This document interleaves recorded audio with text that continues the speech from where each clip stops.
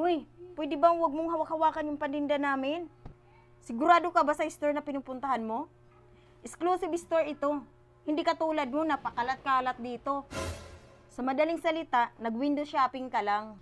Bibili po talaga ako ng bagong damit. Alam mo, baka matakot lang yung ibang customer namin dito pag nakita ka nila. Baka isipin pa nila na nagpapasok pa kami dito ng mandurukot. Miss, sobra ka namang magsalita sa akin. Alam mo, Ali, sinasayang mo lang yung oras ko. Hindi kita ma-assist dito.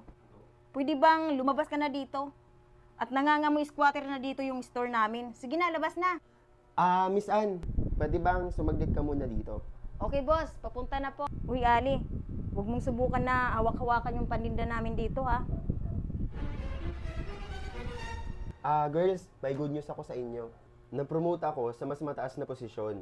At isa sa inyo ang papalit dito bilang manager. Jonah, huwag mong mamasamain, ha? Ang tagal ko na kasi nagtatrabaho dito. Kaya nararamdaman ko na karapat-dapat sa akin yung position na yun. Alam mo, Miss Ann, ang pag-promote ay hindi nakabase sa tagal mo sa trabaho o sa isang baguhan. Binabase yan sa kakayahan ng isang trabahador. Okay? Ang may-ari ay may pa-challenge sa inyong dalawa na kung sino ang may pinakamaraming benta hanggang 6 p.m. ay siyang papalit sa akin bilang manager. 5 o'clock na, isang oras na lang, boss. Tama, isang oras na lang at darating na ang may-ari ng store na ito para mamili sa inyong dalawa. Kaya sige na, makakabalik na kayo sa mga pwesto nyo. Uy, Jonah, paalisin mo na yung pulubi na yun, oh. Ay, hindi na kailangan ako na mag-a-assist sa kanya. Bahala ka nga. Ikaw rin, hindi ka makakabinta niyan. Uy, sa wakas, dumating na rin yung mag-promote sa akin bilang manager.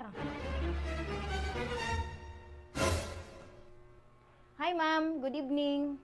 Ay, good evening din. Ano bang may sasuggest mong damit na babagay sa akin? Madam, actually, lahat naman ng damit babagay naman sa'yo. I know, right? By the way, nasan yung dressing room niyo? Sige ma'am, i-assist ko na lang po kayo. Ma'am, bibili po ba kayo? Ay, ayoko. Wala akong nagustuhan. Tsaka, ang mamahal kasi ng damit niyo. Ang papangit naman ng damit niya. Sa online shop na lang ako. Mura na, legit pa. Bye, miss. Kainis naman. Kinalat lang yung paninda, hindi naman pala bibili.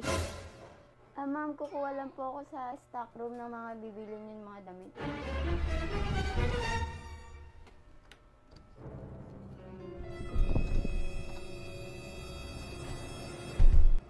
Hala, nilak ako ni Miss Ann. Miss Ann, buksan mo yung pinto. Hindi ako papayag na ikaw ang manalo sa promotion na to. Ako na yung bagong manager. Hi ma'am, ito na po yung pinamili niyo po. Pero, nasaan si Jonah? Nasa stock room pa po.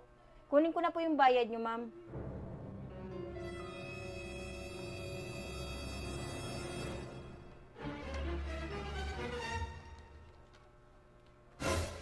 Teka lang, bakit pangalan mo ang nandito?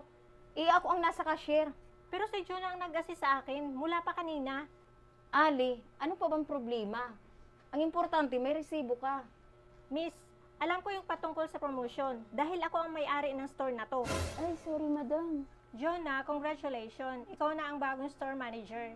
Ha, madam, hindi ko kayo maintindihan. Nagpapakita ka ng malasakit sa trabaho mo at hindi ka mapanghusga base sa itsura ng isang tao. Ako ang may-ari ng store na to. Maraming salamat po. At ikaw naman, Miss Ann, ligpitin mo na lahat ng mga gamit mo dahil tanggal ka na.